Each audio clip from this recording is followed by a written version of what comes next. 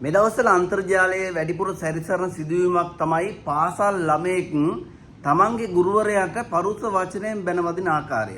ඒක අන්තර්ජාලයේ සෑම තැනකම සැරිසරනවා. ඒ වගේම තමයි තමන්ගේ දෙමව්පියෝ වශයෙන් තමන්ගේ දරුවන් ගැන මීට වැඩිය හොයලා බලන්න වෙයි. හේතුව කවුද වැරදි කවුද හරිද කියන වීඩියෝ එකකින් මෙතනින් හොයාගන්න අමාරුයි. නමුත් ඉගෙන ගන්න පාසල් ළමයෙක් මෙහෙමද කතා කළ යුත්තේ? පොඩ්ඩක් බලන්නකෝ මෙන්න මේ සිදුවීම මොකද්ද කියලා.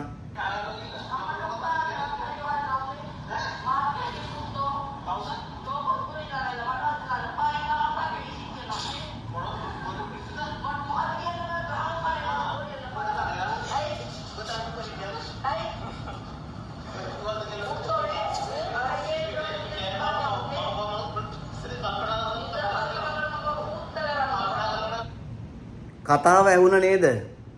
පයින් ගහනවා කියන ගුරුවරයාට. ඉගෙන ගන්න පාසල් ළමයෙක් මං හිතන අර කොට කලිසමක් ගහගෙන මං හිතන්නේ 9 වසරෙන් උඩ තමයි ඕක සාමාන්‍යයෙන් තියෙන්නේ. දික් කලිසමක් ඇඳගන්නේ 10 වසරෙන් උඩට. හැබැයි මෙන්න මෙහෙම තමයි අද සමාජයේ වැඩිපුරම දකින්න ලැබෙන්නේ. කාගේද වැරද්ද?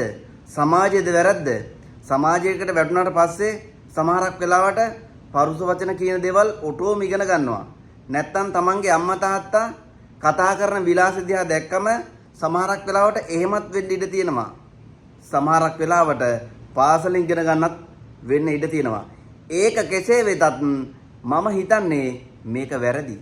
ඒකට හේතුව තමයි ඉගෙනගෙන උඹලා ඉස්කෝලේ යන්න කියලා ඉස්කෝලේ ගිහිල්ලා හොඳට ඉගෙන ගන්න කියලා හිතාගෙන යන්නේ.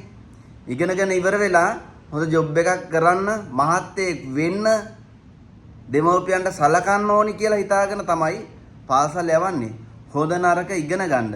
හොඳ නරක ඉගෙන ගන්න යන පාසලේ ඉන්න පුංචිම කොල්ලා තාම කිසිම දෙයක් තේරෙන්නේ නැති දරුවා කතා කරන විදිහ.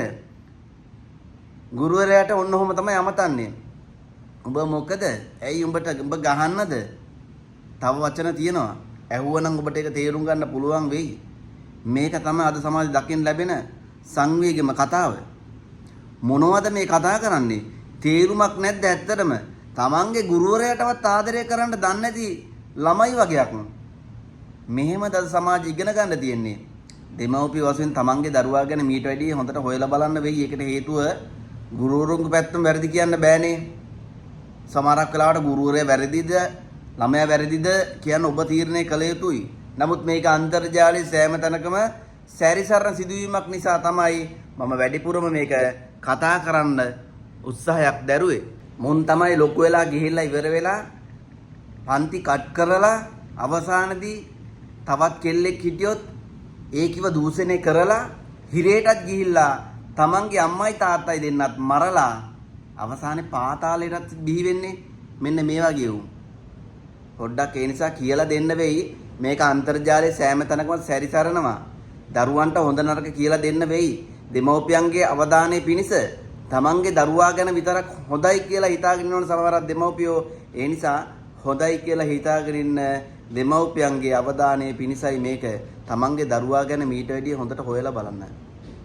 හොයලා බැලුවේ නැත්නම් තමන්ගේ දරුවටත් වෙන්නේ අනාගතේ අඳුරු වෙන්න. ඒ අඳුරු වෙන්න කලින් පොඩ්ඩක් හොයලා බලන්න. නැත්නම් වෙන්නේ මෙන්න මේ වගේ පුංචි කොළු ගැටයක තමන්ගේ ගුරුවරයාට කතා කරන්න දන්නේ නැති ළමයෙක් වගේ අවසානයේදී උසස් පෙළ සාමාන්‍ය පෙළ කරලා ඉවර වෙලා ගෙදරට එවන්න. ඒක වෙන්න කලින් තමයි මෙන්න මේ වීඩියෝ එක දැම්මේ.